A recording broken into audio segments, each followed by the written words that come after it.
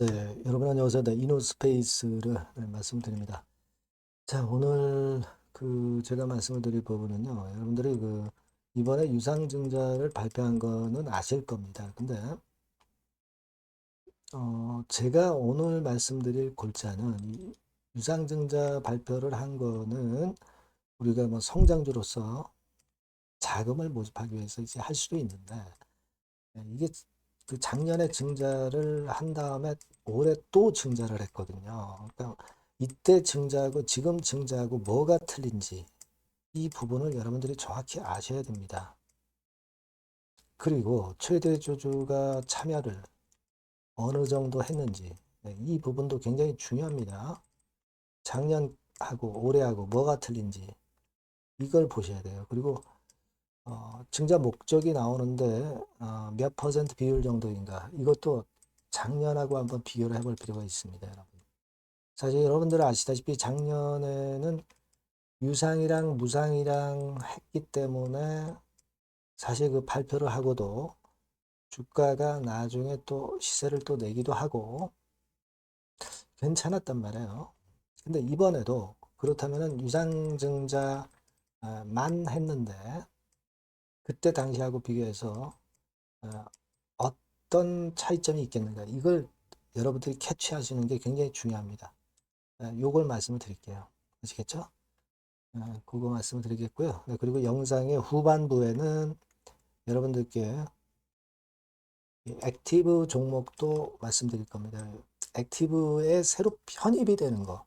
이런 것들을 우리가 공략하면은 좋은 기회를 발견할 수 있어요. 요거 말씀을 드릴 거니까 꼭 참고하시기 바랍니다.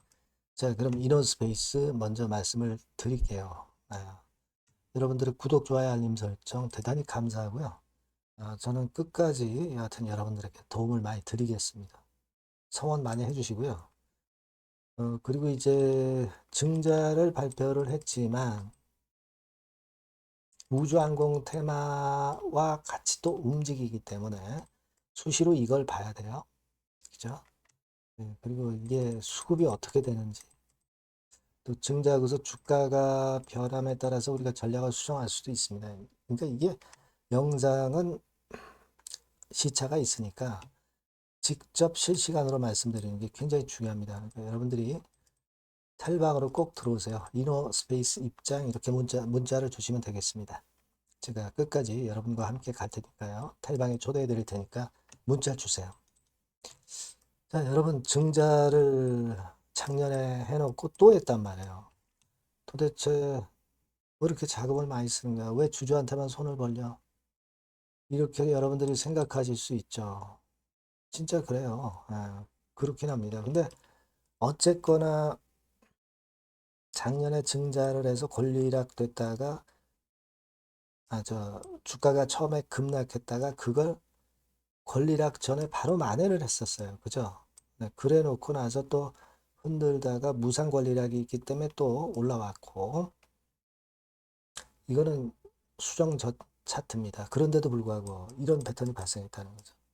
하지만 그 이후에는 속락을 했어요. 그러나 또 운 좋게도 또 우주항공주 올라가면서 이런 시세를 또 냈습니다. 작년에 유무상해서 그래도 괜찮았어요. 그렇다면은 이번에 유상증자 발표를 했는데 이번에도 괜찮을 건가? 이걸 잘 봐야 될 것 같습니다. 자금으로 보면은 작년보다 좀 많죠. 많고 800억 정도고.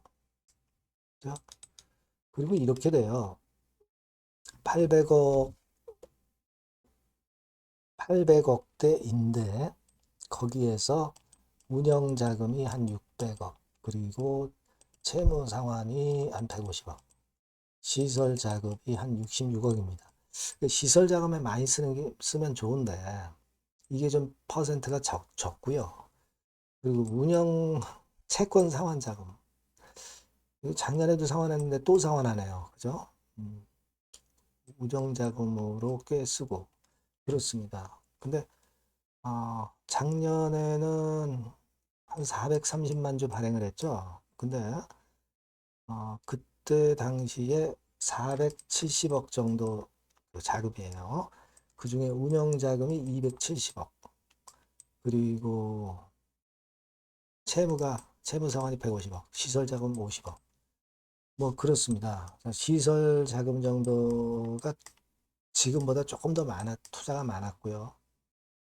채무 상환은 같았습니다만은 비중은 작년이 더 많았었죠. 그죠? 그리고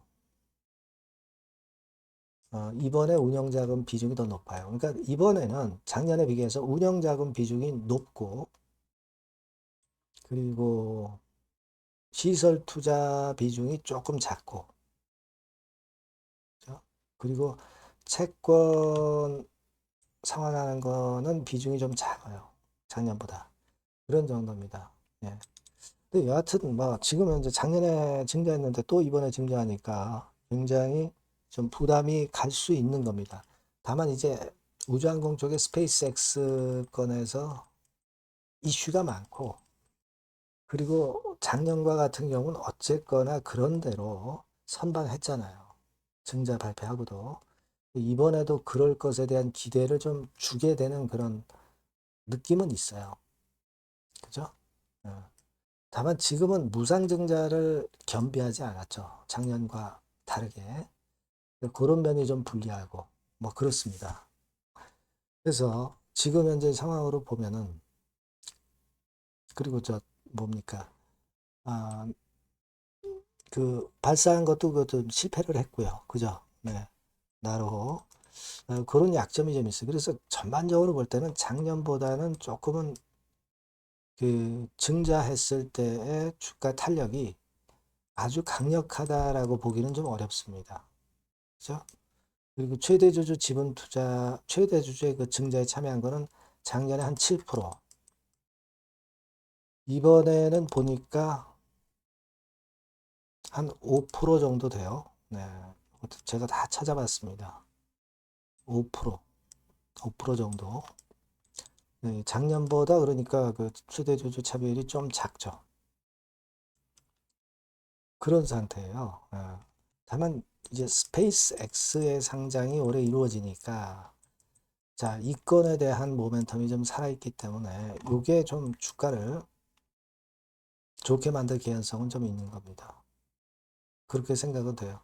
그래서 종합적으로 볼 때는 조금은 다소 작년보다 증자가 좀 불리한 감은 없지 않아 있어요. 불리함이 좀 있습니다. 하지만 이 스페이스X가 그걸 커버할 수 있기 때문에 이 두 가지를 다 같이 병행해서 보면서 우리가 전략을 잡아나가는 게 나을 것 같아요. 그죠? 네, 그렇게 생각을 하고 있습니다. 그래서 지금부터는 그 실전에서 실시간 정보와 자료와 수급을 보고 판단하는 게 굉장히 중요해 보이고요. 제가 그 부분을 도와드릴게요, 여러분. 아시겠죠? 그러니까 여러분들이 이 전번으로 이노스페이스라고 문자를 주셔야 제가 저하고 소통을 할 수 있잖아요. 그래서 실시간 정보와 사인을 드릴 수 있습니다. 네, 이노스페이스라고 꼭 문자를 주시고요. 무료 텔레그램 방에 들어오셔도 좋아요. 이노스페이스 입장이라고 문자를 주시면 제가 텔방에 초대해드려서 끝까지 여러분과 함께 가면 됩니다. 실시간 정보 사인 드리고요. 그죠? 꼭 문자를 주시면 제가 최선을 다해서 도와드린다는 말씀 다시 한번 드리고요. 그리고 제가 액티브 종목을 말씀드린다고 그랬죠? 지금 말씀드릴 거니까 이거 말씀 잘 듣고 꼭 좋은 매매 하시기 바랍니다. 네, 여러분 이제는 말이죠. 액티브 ETF가 새로 출범하는 거를 여러분들이 잘 알고 이 액티브 종목을 집중 공략을 하셔야 됩니다. 그래서 제가 액티브 종목을 말씀을 드릴 거예요. 그러니까 여러분 요즘 그 지수 ETF를 투자하는 것은요, 네, 이미 한물 가버린 겁니다. 네, 이제는 지수가 한 차례 큰 폭으로 급등했다가 흔드는 그런 패턴이기 때문에 이제는 다시 그 코스닥 쪽에서 출범하는 액티브 ETF를 봐야 돼요. 근데 여러분들이 뭐 ETF를 하라는 말씀이 아니라 그 액티브 ETF에 편입이 될 종목을 해야 된다는 거예요. 예. 그냥 뭐 개인들 사는 종목들이 되는 거 절대 아니고요. 실제로 이 액티브에 편입이 되는 종목들, 네, 이런 종목들만이 차별적으로 또 큰 시세를 낼 거예요. 물론 여러분 코스닥 쪽 액티브 쪽 ETF가 새로 출범하는 겁니다, 여러분. 그걸 여러분들이 주목을 하실 필요가 있다. 그래서 여기에 대한 말씀을 제가 드리려고 해요. 그래서 삼성하고 타임폴리오 쪽에서 먼저 이제 시작을 하는데 시작을 할 따름이고 이걸로 그냥 끝이 아니라 계속 연이어질 수 있다는 부분들을 여러분들이 생각하셔야 됩니다. 그러니까 결국 이제 이 기관에서 만드는 이 기관에서 만지는 종목들만 될 수밖에 없는 그런 패턴이 될 가능성이 높다는 거죠. 아마 기사들을 통해서 어느 정도 여러분들이 감 잡고 계실 겁니다. 그거거든요. 그래서 우리가 이 액티브 종목을 해야 된다. 이걸 우리가 공략을 해야 된다. 이 말씀을 좀 드리고 싶은 거예요. 네. 다시 말씀드리지만 지수 ETF 쪽 관련주들은 사실 한물 갔습니다.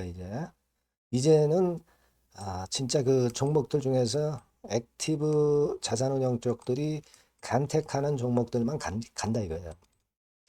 그래서 여러분도 잘 아시겠지만 이제 삼성 액티브하고 타임폴리오부터 이제 시작이 되는데 이게 그냥 한 달 뭐 이렇게 해서 끝나는 게 아니라 계속 뭐 몇 달간 계속 이어질 거다라는 얘기죠. 네, 이 부분을 주목하셔야 돼요. 삼성에서는 예를 들면 코스닥 핵심 성장주에 집중 투자를 합니다. 어리버리한 종목들은 투자를 안 한단 말이에요. 그러니까 이런 쪽만 올라갈 거예요. 그리고 타임폴리오 같은 경우는 신성장 종목 이쪽을 주로 공략을 하는 거예요. 그겁니다, 여러분. 그래서 여기 그 제가 설명을 드렸지만은 국내 증시 역사상 최초입니다. 코스닥 비교지수 액티브 ETF가 등장하는 겁니다. 그러니까 기초 지수를 단순히 복제하지 않고, 그러니까 지수 쪽 ETF가 아니라는 얘기예요. 지수 쪽 ETF는 주로 이제 패시브라고 그러죠. 패시브. 펀드 매니저가 종목과 비중을 직접 결정을 하는 거니까 우리는 여기서 이 종목을 잡자 이거예요. 아시겠습니까? 시총 상위주에 대한 쏠림 현상 됐던 거는 이거는 지수 ETF예요. 그죠? 그러니까 종목별 차별화 장세 대응에 용이하다는 겁니다. 이걸 우리가 명확히 파악하고 대응을 하셔야 된다는 얘기예요.